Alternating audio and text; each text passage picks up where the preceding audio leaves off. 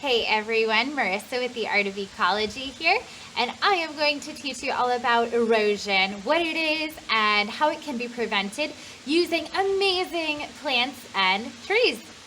So what you're going to need are clear containers. You're also going to need 3 other jars, so for a total of 6. If these are clear too, that's perfectly okay, but if they're not clear, that's okay too. You are going to need your plants. You're going to need some soil. You're also going to need some leaf litter or mulch. You're going to need a Sharpie, scissors or an X-Acto knife, water in a watering can, and string for this. Once you've got all your materials, we're ready to go getting things started. First, what we're going to do is we're going to cut these out. These are going to be what holds our soil, leaf litter, and plants. So, using a Sharpie marker, you can kind of draw out your shape that you want to cut out. Do that to all 3, and then cut out those sections. These should almost be like little pots. But remember, you want the spout, where water is going to come out, to be at the top, so you don't want to have your spout be at the bottom. That's going to be really hard to hang your water basin collector.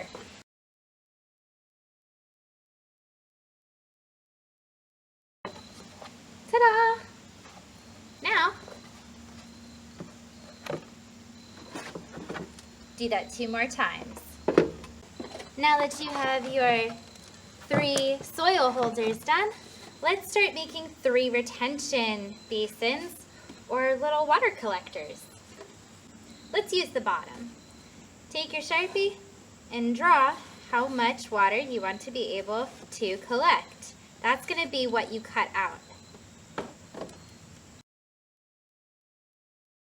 Once you have your water collector, you're going to want holes on either side. You can use a hole puncher, a reamer, or you can just use your scissors again. Once you've used your hole puncher to create little holes that we can later tie strings through to hold the water collectors up, you're going to want to do that 2 more times. Once you've got your setup ready to go with your water containers all attached to your other canisters here to hold the soil, now we'll fill it up. So, get your soil ready. In the first one, we add just soil.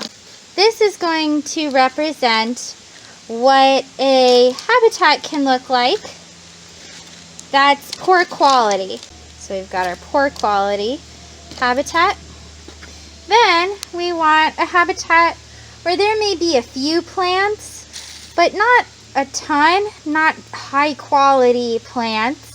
So we're going to add some leaf litter, things that you may find on a forest floor. So more soil, of course, since soil is going to be the base of most things here. You're also going to want to add leaf litter. Leaf litter, sticks, black walnuts, things that you would find on a typical habitat floor. Then add a little bit more soil. All right. And in our third, this is going to be high quality habitat, and this is going to include your plants. Ooh, look at all of those roots already.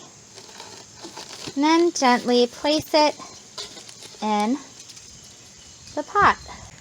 Look at our little forest habitat. Here is so pretty. We can see what the flood rains would do to this habitat. So here we're going to start with the soil habitat, and you're going to want to soak it. This is a rainy day. You want to soak it until water starts coming out of that spout.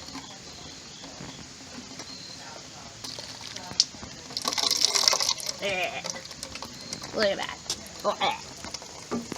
Gross. collecting the water, collecting the water. Ew, look at all of that erosion. And erosion is what happens when the rains come and they wash away the soil that was, just sitting on the surface of the earth. And a lot of times, especially here in Pennsylvania, sediment and soil erosion is actually the #1 pollutant of our water bodies here as of right now. And this is because we just don't have the good forest habitat holding our soil in place. So now let's take a look at what's going to happen to our sort of maybe okay forest ecology that has leaf litter in it. The floods are coming. And here in PA, the storms this year have been rough.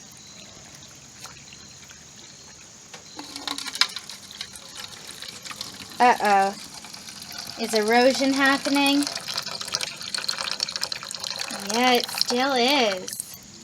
And this is what things are going to look like with a sort of okay forest habitat where maybe our stream banks have some plants, but small plants and far between, or just grass. And now for our forest.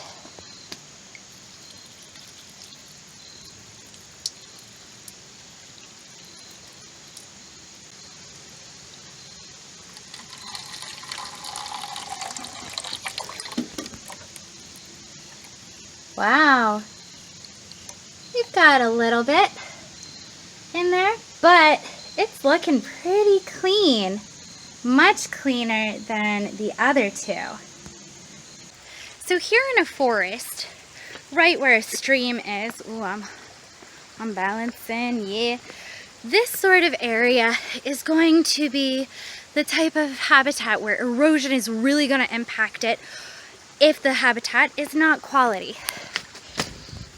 But let's take a look at this stream here. We've definitely got some spots here along the bank where erosion has completely wiped it out. But take a look at the tree roots right in this area here. Those tree roots are acting like fingers holding that soil and that bank in place. So even though you can see the soil right beneath those tree roots were washed away by lots of rains and floods, those tree roots are doing their part. They are making such a huge impact on the stream ecology here, holding this huge bank all in place so that when the rains come, the stream gets pretty high and we can see kind of where that watermark is, and we see further over there where there aren't as many tree roots, the soil is exposed, that's gonna fall away as the rains come. So trees are super, super important to helping to keep this whole stream ecology, helping to keep this bank in place, and helping to keep the critters and the things that live in this stream safe and healthy. Did you enjoy this video or want to see more from the Art of Ecology? You can subscribe over here. We've got all sorts of great stuff coming up, from botanical illustration workshops to photo walks to cool plant pot enrichment programs and even more. So stay tuned, and thank you so much for your support. You can support me in my shop, where a portion of the proceeds goes towards habitat preservation to do stream plantings like this, or on Patreon. Thanks!